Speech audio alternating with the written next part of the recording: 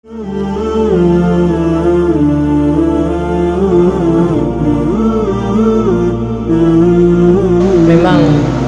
katanya orangnya akan bersalah dan terakui bahwa kadang-kadang anak-anak katanya orangnya yang akan melenceng daripada agama, anak-anak katanya yang karusak. Mereka merupakan orang-orang yang durhaka kepada Allah gara-gara yang salah dalam membimbing dan mendidik. Anak berkorban selamanya tanya orangnya hanya tak korbankan mereka untuk kebutuhan jasmani mereka mendang, sementara rohaniah mereka tak tinggalkan orangnya.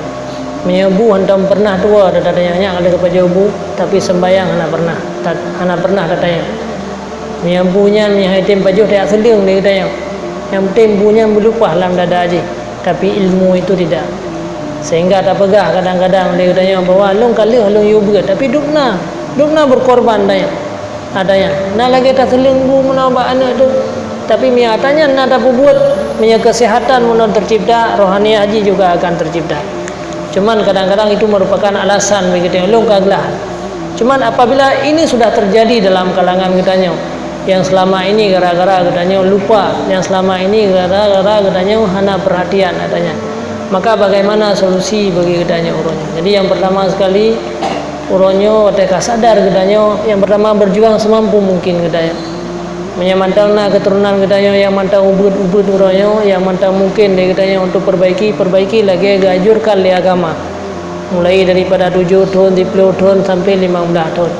Kemudian miana katanya yang karaya yang kahana mungkin le jadi UBB mungkin ada yang tersampaikan kembali, UBB mungkin tetap selaku katanya orang Syekh tapi ingat adanya tak sampaikan nilai-nilai agama adanya. Jadi uronyo adanya harus berjuang adanya, harus berkorban adanya untuk untuk memperbaiki kesalahan-kesalahan dan jangan lupa sahabat yang Tuhan sampaikan bahwa berdoa. Jadi dalam doa adanya kadang-kadang saat sehingga akan sadar karena kejadian zaman Abu Qalabah menceritakan dalam kitab tasawuf. Abu Qalabahnya meninggal dunia anak dalam keadaan rusak, anak dipukul kebaikan bacut pi sehingga nasirah ulama gemlumpau Abu Qalabahnya gemlumpau bahwa nasirah orang yang tinggal bersedih dalam kuburan, orang lain tinggal senang-senang kau yang bersedih dalam lumpaunya katanya pakar kau yang bersedih anak long tinggal buat kejahatan maka mandu melong rasakan katanya. Sudah je Abu Qalabahnya yang merumpak dengan anak agamnya dengan pemudanya pegah hanya dikata taubat ke Allah. Urun Syekh kata pedih tar idih dalam kuburan berat har yang dirasakan di urun Syekh kata. Maka akhir jih singkat cerita anak mudanya bertobat gemelumpau kembali di Abu Qalabah.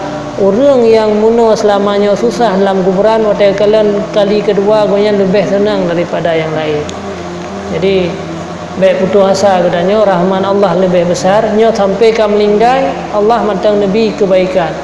Jadi demikian juga dengan anak-anak katanya orangnya di mana Allah matang titipkan iman, matang titipkan nur kebaikan kepada katanya baik putus asa katanya daripada rahman Allah.